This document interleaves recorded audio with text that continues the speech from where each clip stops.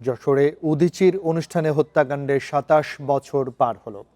১৯৯৯ সালের এই দিনে যশোর টাউন হল মাঠে উদীচী শিল্পী গোষ্ঠীর অনুষ্ঠানে বোমা বিস্ফোরণে নিহত হন ১০ জন, আহত হয় ২৫০ জন।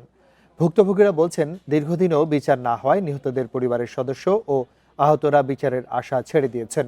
তারা বলছেন, এতদিনও ঘটনায় জড়িতদের চিহ্নিত করা যায়নি, বরং মামলার রায়ে চার্জশিটভুক্ত আসামিরা সবাই খালাস পেয়ে যান। এরপর উচ্চ আদালত থেকে মামলাটি পুনরুজ্জীবিত করার উদ্যোগ নেওয়া হলেও ১৬ বছর ধরে আর কোনো অগ্রগতি নেই।